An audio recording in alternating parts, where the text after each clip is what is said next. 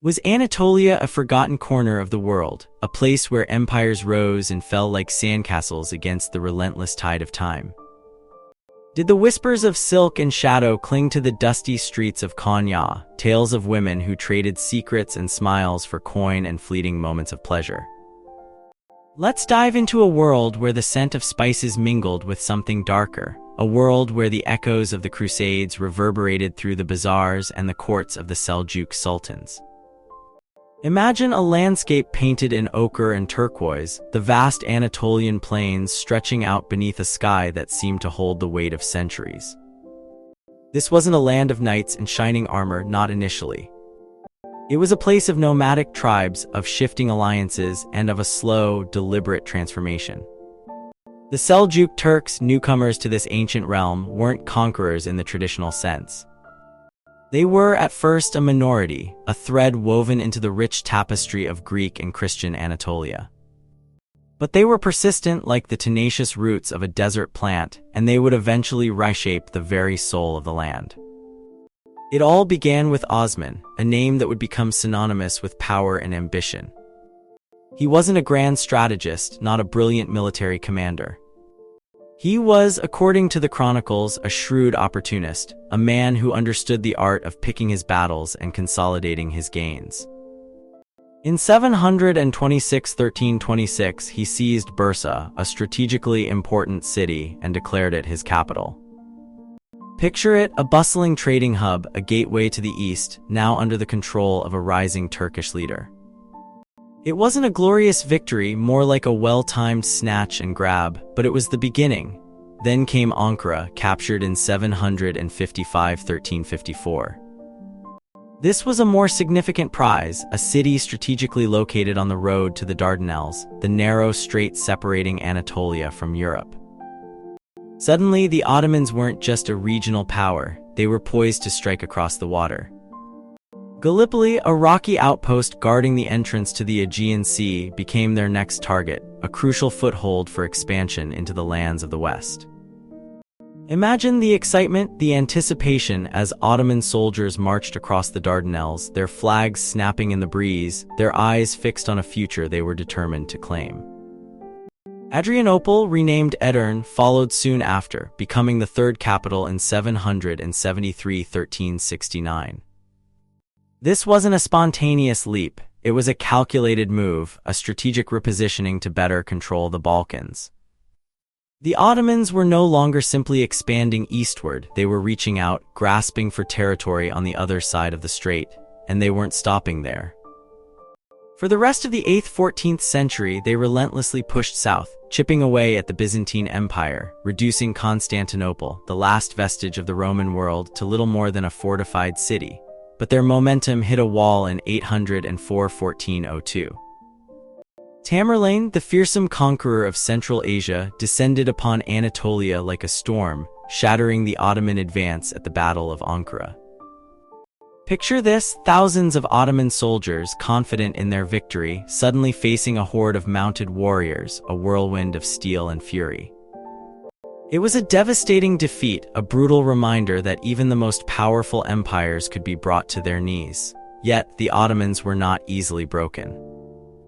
They recovered quickly, rebuilding their forces and reasserting their dominance over the Balkans and Anatolia. Then, in 1453, a turning point arrived. Mehmet II, a young and ambitious sultan, seized Constantinople, the new Rome, forever changing the course of history. The city, once the heart of the Byzantine Empire, now became the capital of the Ottoman Empire, a symbol of Ottoman power and a testament to Mehmet's strategic brilliance. Imagine the scene, the final, desperate defense of Constantinople, the relentless bombardment of the city walls, the triumphant entry of Ottoman troops into the Hagia Sophia, the ancient cathedral transformed into a mosque. Now, let's rewind a little. Before the Seljuk Sultanate, Anatolia was a strange anomaly, a Christian region within the Islamic world. The Seljuk Turks initially were a minority, speaking Greek and serving in the Byzantine government. They weren't driven by religious fervor, they were driven by opportunity, by the lure of wealth and power. They were nomads at heart, accustomed to a life on the move, but they gradually settled down, establishing trade routes and building a new society. The language of administration remained Greek, even among the Seljuk sultans, who often relied on Persian for diplomacy and courtly affairs. It was a peculiar mix, a blend of cultures and traditions that would eventually give rise to the Ottoman Empire. But this wasn't a utopia of multicultural harmony. The rise of the Turks coincided with a period of social and economic upheaval, a slow but inexorable shift in the balance of power. The Christian population, largely sedentary and deeply rooted in the land, found itself increasingly marginalized by the growing Turkish presence. The Turks, on the other hand, were nomadic, accustomed to a life of movement and trade. They didn't build grand cities, they established smaller settlements, relying on trade and raiding for their sustenance. And what about the women? In a society dominated by warriors and sultans, what role did women play? The historical record is frustratingly sparse, a frustrating silence that forces us to piece together a fragmented picture. The Seljuk period, a relatively short and turbulent era, produced few literary works, and those that do offer only glimpses into the lives of women. Christian sources, understandably, were largely silent on the topic of prostitution, a practice considered taboo and outside the realm of respectable discourse. However, scattered references in Arabic and Persian chronicles offer tantalizing clues. In Ibn al-Athir's chronicle, Al-Kamil, a brief story emerges involving a woman named Theodora, a figure who rose to prominence in the turbulent world of Saladin and the Seljuk princes of Anatolia. This woman, it seems, had a knack for attracting powerful men, and her influence extended to the treasury of one of the rulers. The story, while brief, hints at the potential for women to wield considerable power, even if it was exercised through illicit means. Then there's the tale of Taj al-Din Pervane, a Seljuk emir who met an untimely and rather dramatic end. According to Ibn Bibi, the chief chancellor of Khosrow II, Pervane was caught in a compromising situation with a singing girl in Aksihir, a town far from his base of operations. The story quickly escalated into a political scandal, culminating in Pervane's public execution by stoning. It's a gruesome detail, a stark reminder of the strict moral codes that governed Seljuk society. But the story of the singing girl in Aksihir isn't just a sensational anecdote.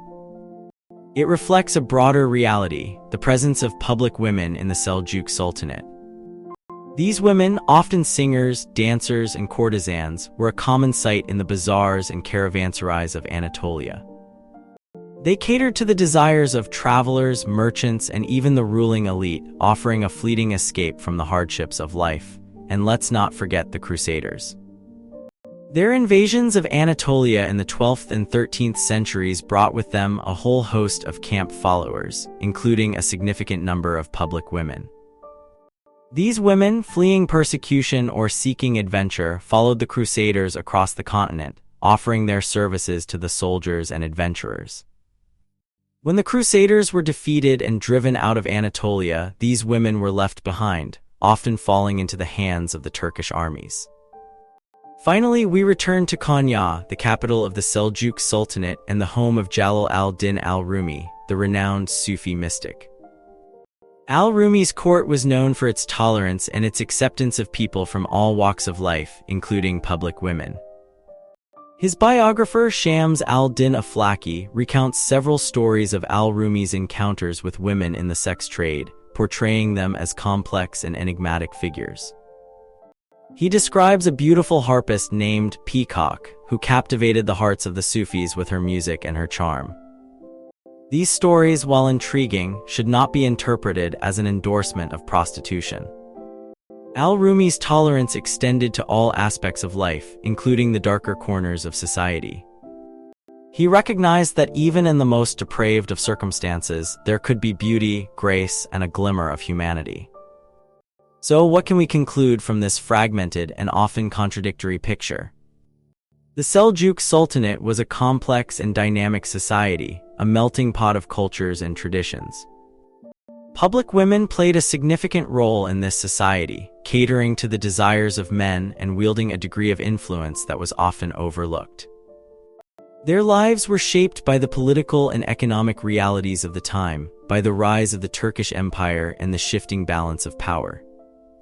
The echoes of their stories whispered through the centuries remind us that history is not just about kings and battles, it's about the lives of ordinary people, the women who lived, loved, and struggled in the shadows of empires. And as we delve deeper into the mysteries of Anatolia, we begin to realize that the land holds countless secrets, waiting to be uncovered. But one final question remains: if the past is a labyrinth of whispers and shadows, can we ever truly understand the lives of those who walked within it?